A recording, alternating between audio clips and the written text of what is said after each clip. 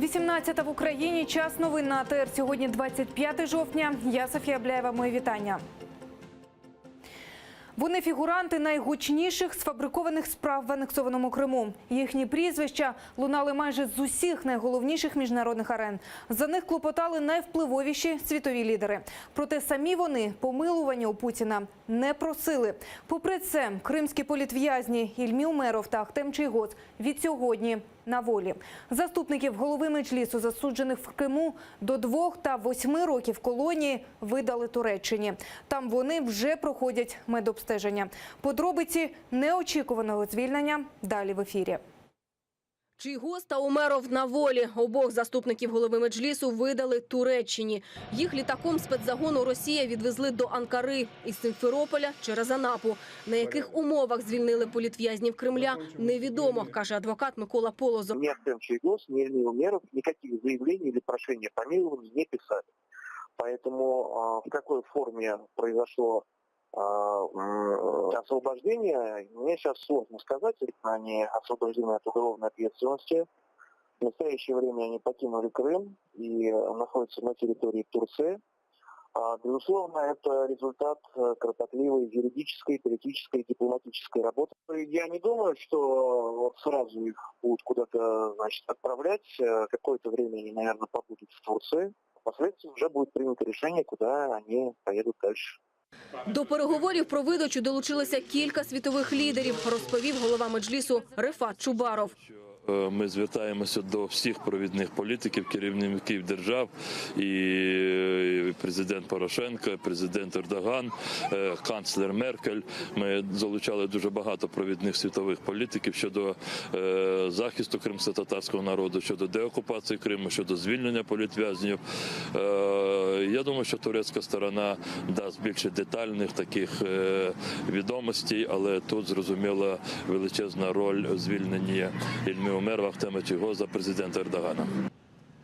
Про сприяння світових політиків говорить і міністр закордонних справ Павло Клімкін. Утім, каже, деталі переговорів відкрити не готовий.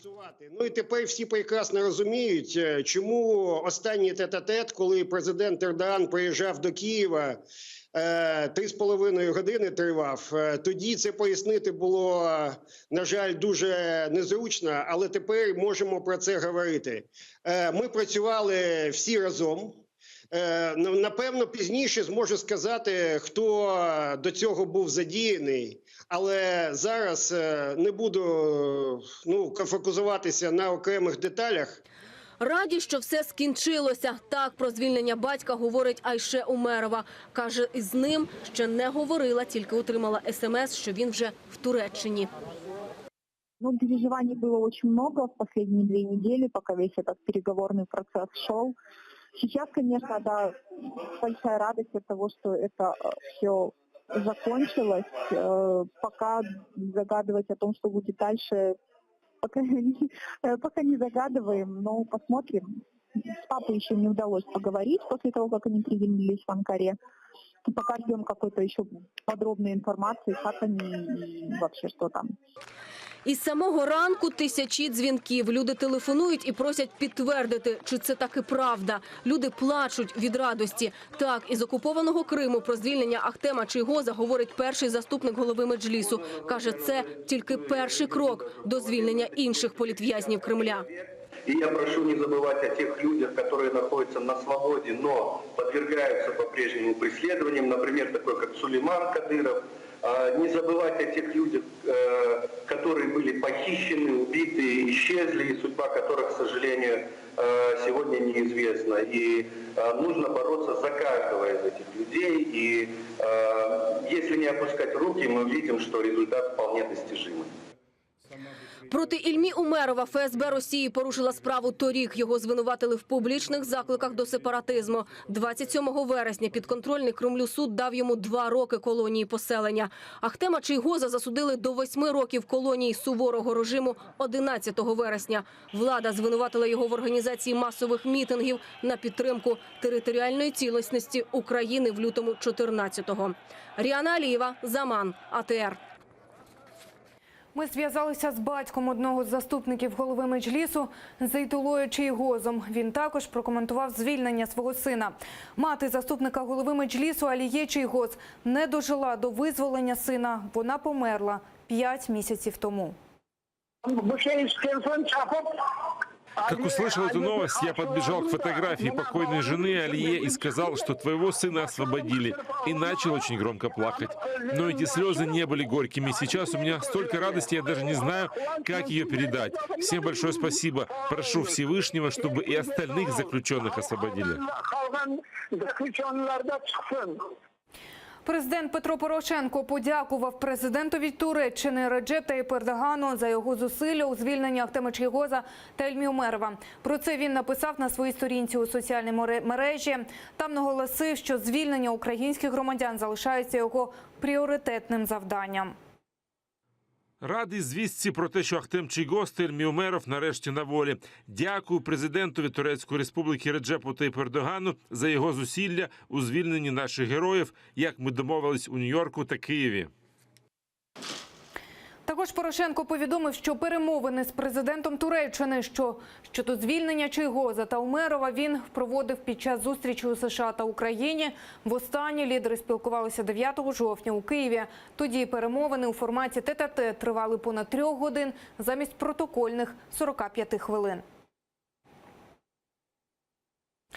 У ці хвилини має розпочатися спільна прес-конференція президентів Німеччини та Росії. Сьогодні президент Німеччини Франк-Вальтер Штайнмаєр з робочим візитом перебуває у Москві.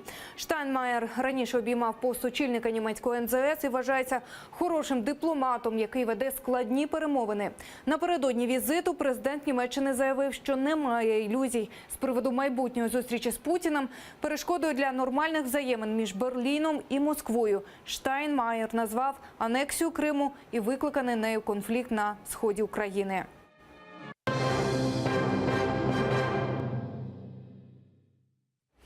Мати фігурантів справи Хізбут Тахрір вимагає від Путіна припинити переслідування кримських татар. Зокрема, Диляра Абдулаєва написала листа президентові Росії Владимиру Путіну, де вимагає звільнити всіх затриманих, а насамперед своїх синів Узеїра і Тимура Абдулаєвих. Зупиніть це насильство, приниження нашого народу. Чого ви домагаєтеся? Всім відомо, в Криму немає ніяких терористів, немає ніяких організацій. Фабрикують організації, фабрикують кримінальні справи, виносяться сфабриковані вироки. Ми вимагаємо припинити гоніння мусульман, припинити репресії щодо кримських татар, відпустити із в'язниць мусульман. Братів Узеїра і Тимура Абдулаєвих затримали в Сімферопольському районі Криму торік, в жовтні. Їм закидають участь в організації Хізбут Тахрір, забороненої в Росії з 2003 року. Прокуратура Криму при Генпрокуратурі України направила до суду справу екс-депутата півострова Олександра Баталіна. Його звинувачують у державній зраді. У відомстві кажуть, Баталін допомагав Росії анексувати Крим. Він був депутатом кількох скликань з 98 по 14 роки. Водночас обіймав посаду заступника голови Ради міністрів, а також керував заводом «Фіолент» у Сімферополі. На початку анексії закликав кримчан йти на невизнаний референдум, а вже після окупації став членом так званої Громадської палати Республіки Крим.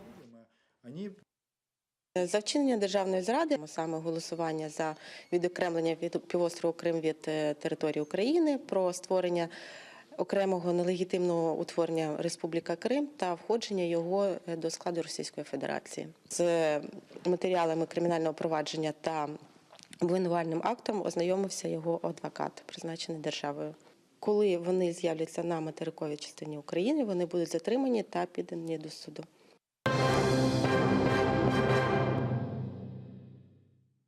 Святошинський райсуд Києва у ці хвилини почав обирати міру запобіжного заходу лідерові добровольчого руху ОУН Миколі Коханівському.